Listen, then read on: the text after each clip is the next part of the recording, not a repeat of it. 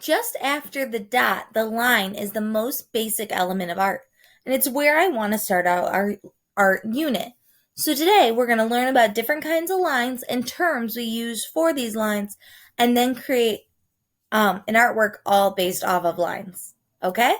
So for this activity, I'm going to start by talking about lines, and I'm going to use Google Drawings to do that because it's a lot harder to show you what I'm drawing in person. I highly recommend you use your sketchbook for this activity so that you can draw it out and have a better handle on how to make your lines, because sometimes digitally it is more difficult. If you decide differently and you would rather make a digital line drawing, go ahead, that is fine. But there is nothing wrong with it, but it might be more challenging. Completely your decision. It should be fun either way, and here we go exploring line. The first thing we learn about line is the directional lines. We talk about vertical lines, which it's always nice to make it a little thicker. That is a diagonal line that I made. Whatever just happened. Sorry, my keyboard seems to be taking over. That is a diagonal line.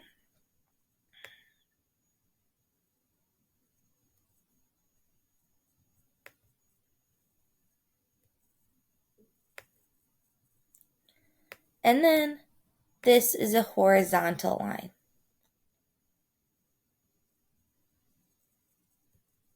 So it's important to know vertical, diagonal, and horizontal. So these are the lines that are going to be most prominent when you are working with art. And you're going to be able to explain these directions and look for these lines when you see art or when you're doing art. Then lines get a little tricky because there are different kinds of lines that aren't straight. We can see a wavy line. That's the wrong tool. Oh, I see, it's because I'm in the way. We can see a wavy line or a stair-like line.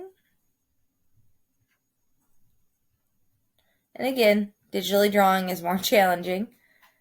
There could be a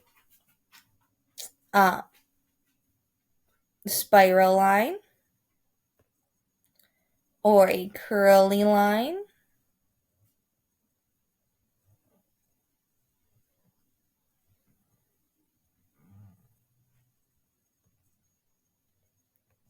And there are more that you can come up with. I was talking to some first graders the other day, and we talked about lines that kind of have a hump like an M. And then they told me, well, what about the opposite, the ones that hump like a W? And they are absolutely right. These are different kinds of lines. So you are welcome to make any kind of line you want.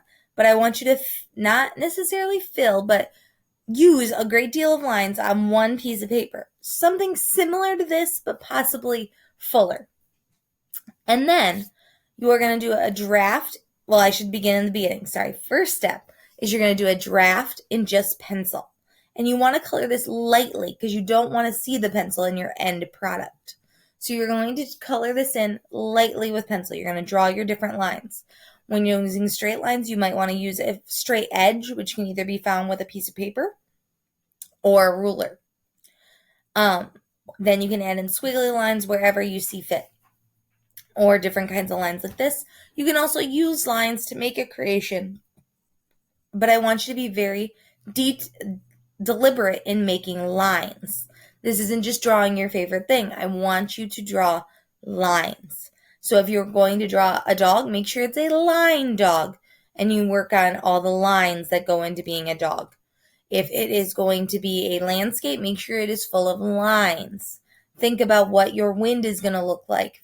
Figure out what kind of line you need to use for each individual aspect of your drawing, because we're focusing on line, okay? So then you draw your initial drawing lightly with pencil. Then we're going to go over that with the darkest marker you have. Now, I meant to put a Sharpie in your bag, and I clearly forgot. So that is my fault. I apologize. As a result, you have 3 options for this dark item. What works best is the darkest marker you have. However, if you are unable to find a dark marker, you may use your black oil pastel or your charcoal pencil. But make sure you're writing very darkly so that it shows up boldly, because we want big black lines to start the next stage of our project.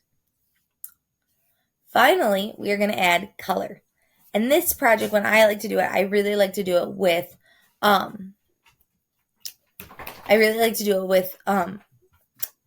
I gave them to you. I can't think of watercolor paint.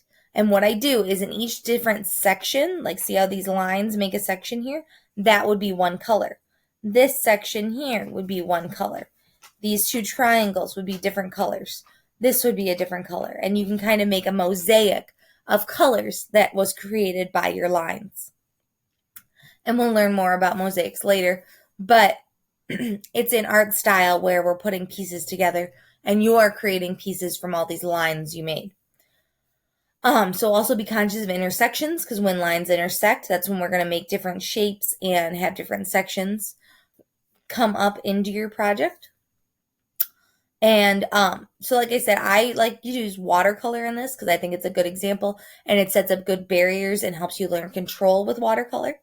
However, if you think it's going to look really cool if you like draw a line through your shape and then use an oil pastel to give it a cool effect, I support that option too. Or if you don't want to break into your art supplies yet, or you haven't found them on your porch yet, if you want to color it in with markers or crayons, that is fine too. You have choice in art because it is your masterpiece. It is your design of what you think is going to be awesome and amazing. I want you to take your time. This is not something you should just throw together. I want you to take your time and do your best. I want to see how you can transform this into something you're proud of. And if you have any questions or concerns during our live meeting today, I will be on for the entire time, kind of drawing with you, and we can work together through this.